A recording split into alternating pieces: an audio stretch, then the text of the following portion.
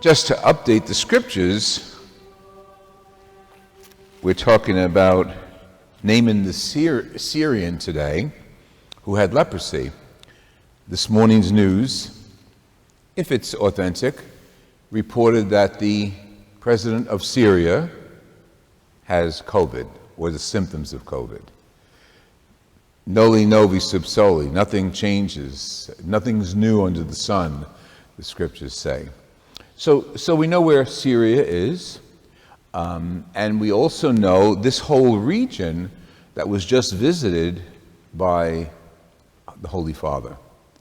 He brings Christianity as the first pope. Think of it, the first pope in 2,000 years to visit that area that we believe was converted by Thomas the Apostle. And he was there on the plains of Ur, and Ur was the beginning of the trip from Abraham to the Promised Land, and it's sometimes called the Fertile Crescent. And it was where God spoke to Abraham and inspired him to become us, the father of many people. So the scriptures today are like reading YouTube or Facebook. I mean, they're so appropriate. A little twist today that may also be appropriate for today. Rejecting Jesus happened in the Old Testament as well as in the time of Jesus. What you heard the story, Naaman, the Syrian king, had leprosy, and nobody could cure him. It's almost like the COVID. Nobody can cure it except the vaccination. But there was no vaccination. So he's told by his wife's servant girl, who happened to be Jewish, that, in the Holy Land, in Jerusalem, in that area, there's a prophet who's a Hebrew, and he'll heal you. Go there, he'll heal you. So, with all good intentions, he packs up his bags, and you heard mounds of gold and treasure, and he's bringing them over to the king of Israel. And when the king of Israel hears that he's there, he tears his garments. That's a sign of scandal. That's what the high priest did with Jesus during the Passion. He tore his garments because he couldn't believe what Jesus was saying. The king tears his garments because he's embarrassed to be given that honor of healer, and he's not a healer, he's a king. And not such a great king, by the way, but that's another story. But there is a prophet, and prophets rise up when kings are bad in the scriptures.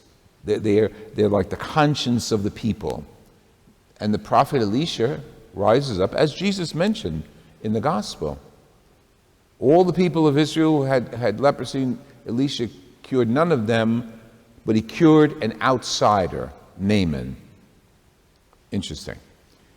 Because the one who was cured during the time of the great famine, there was no rain, there was nothing, was a widow, a Zarephath, again, an outsider, not a Jew. So Jesus refers to them, these two characters. So what does Naaman do? Naaman goes to Elisha and says, okay, do your magic, basically. Look at the treasure I'm bringing you. Heal me. Again, contemporary times, I don't know about down here, but up north, there were some people of dubious character who were hoarding vaccinations, who were producing false vaccinations, and a few other really evil things with vaccinations. They were discovered, they were put in jail, and all that good stuff. But see, even then, the idea of a cure brought a lot of money. He was offering a lot of money to Elisha. Elisha said, no. No. I'm not going to cure you, I'm not going to touch you, I'm not going to do anything magic to you. Go wash yourself in the Jordan River. Again, contemporary. The Jordan River runs the whole length of Jordan, and it runs right through Israel. And it is the Jordan River where Jesus was baptized. A lot of things happen at the Jordan River, and it's 2 years ago, Jerry and I and the pilgrims from Florida, they were from Naples, were there at the Jordan River. We renewed our baptismal promises, and there were tons of people there online going into the waters. This is before COVID. So the Jordan River is, again, it's alive, it's today. So these scriptures written thousands of years ago are our reflection today. So Naaman goes to the Jordan River, as Elisha tells him, and he comes up healed. It'd be great if we could have done that with vaccination. Go into the Jordan River and everyone who has it will be healed. But it didn't happen that way. Okay, vaccinations were our contemporary Jordan River. The vaccinations, they also may be miraculous. They were created by scientists in the labs, and you know the names of the scientists in the labs and all that. But to do it, they had to harness something that God has created and incorporate it in their way, the way scientists do, to make it a healing drug or preventative drug. So in a sense, it's a 21st century miracle. And we've got to look at it that way as we thank the manufacturers, but we realize behind the manufacturing of that drug is God, the Creator. Behind the healing of Naaman, the Jordan River, but God, the Creator. See how contemporary the scriptures are?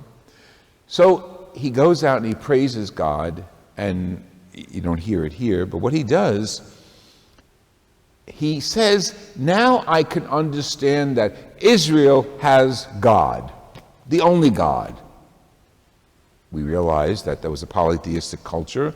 Every group, every tribe had their own gods and goddesses, and Naaman had a bunch of gods on his side as well. But he went to Elisha, and Elisha said, in the name of God, go wash yourself. Not in the name of A, B, C, D, E, F, God, in the name of Yahweh. And his response, Naaman's response is beautiful. It should be on our lips every day. Now I know there is no God in all the earth except in Israel. Jesus comes on the scene centuries later. And you and I are here because we know that. We know there is no God on earth except Jesus Christ. He reveals himself, he reveals his Father, he reveals the Holy Spirit as one God. And we can say that there is no God on earth except Jesus Christ. And that should pack this place, with or without COVID. That should pack every church in which we gather for the Eucharist, the body and blood of Christ. But what happens instead? Well, you heard Jesus. He's preaching away and telling them, who are the followers of Judaism, you're not going to get my word, you don't understand me, you're not accepting what I'm doing. Just like the pagans of Zarephath and the pagan Naaman, they accepted God of Israel and they put their faith in God, and they're going to be saved. And you guys basically are going to go to hell. He's my paraphrase. And what do? They took him to the end of the city where they were going to throw him overboard. Remember, and most of you are young enough to remember, that would have been the gospel of the Sunday in Lent in which all the statues were covered in the churches. Remember that? This is the gospel, and it recalls Jesus hidden, because they were going to throw him over, but he passed through them and disappeared, and they're looking around for him. Again, making today what's written thousands of years ago. There is no God on the earth except Jesus Christ. How many are in competition with him? The philosophy of our country, maybe the world, but let's stay home, so often denies Jesus Christ.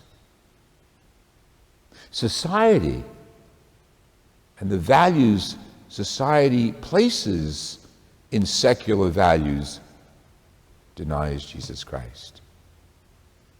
When we're out to lunch, breakfast, or supper, do we make a sign of the cross at our meal as a sign of our faith in Jesus Christ, who is the only God on earth? Do we, Christians, Catholics, do we live in our actions and in our deeds and our words and our attitudes as if we are part of the body of Jesus Christ, the only God on earth? If we haven't, Lent is the perfect time to recall our faith in God. And I have to say, as Jesus was speaking to the Jews who just weren't faithful, they were in church, temple, they did all the right things, but they just didn't live up to their faith. There are Catholics today, and maybe some of us can be accused of that, who are Catholics. Yep, we wear a medal, we say our sign of the cross, we go to church, but what may not be living up to the fact that we are members of Jesus Christ's body, the only God on earth. We should radiate that wherever we go. In our attitude toward people, in our annihilation of discrimination, in our care for the poor, in our respect in our own homes, in our attitude toward one another, husbands and wives, wives and husbands, speaking to each other, teaching those values to their children. So often, I'm going to just talk to us as Catholics. That doesn't exist. The faith of Jesus Christ that we have in Jesus Christ as the only God on earth that we follow doesn't exist so often. I was talking to someone yesterday who's a medical care provider. She's in school. She's going to be a doctor, and her cousin. And we were talking about some of the issues, he's a teacher in a high school, talking about some of the issues that he confronts in high school. Oh, let's take it out of their high school and let's put it in all the high schools in our country and the colleges of our country. The values that our kids are coming home with reflect no belief in Jesus Christ, reflect denying Jesus Christ, reflect not accepting Jesus Christ. And these are our family members. And I hear it from my own family members who come and tell me what is going on at their schools. The disrespect for the human body. Start there. There's a beautiful stained glass window here in the church of creation. The disrespect that starts with the human body as God made us. You know what's going on. How we're taught contemporary secular society with attitudes that are, I guess you can call them liberal, but they're just bizarre. That there's no gender. Whatever you want to be, you could be. Boy, girl, cat, dog, doesn't matter. And while that's going on, another agenda, women's rights.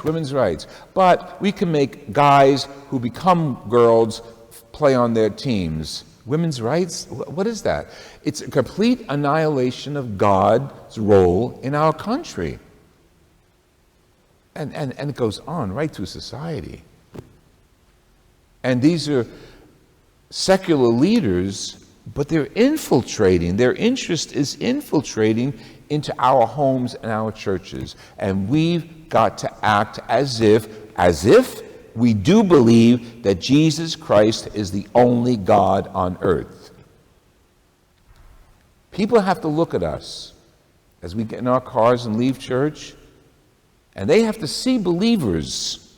Now, we don't have to walk around with a halo or holy rollers, but we have to walk around with an attitude of respect, an attitude of listening, an attitude of understanding, only imitating Jesus, not becoming God ourselves, just imitating Jesus, who cared for all of us, who was not afraid to touch the leper, contemporary, not afraid to touch an AIDS patient. Now, we have science working with us, and again, I have to go back to God to thank Him for the sciences that we have. and the minds that we have as a society to develop the sciences in cooperation with God. Let that be known. Let others know that we Catholics believe that Jesus Christ is the only God on earth.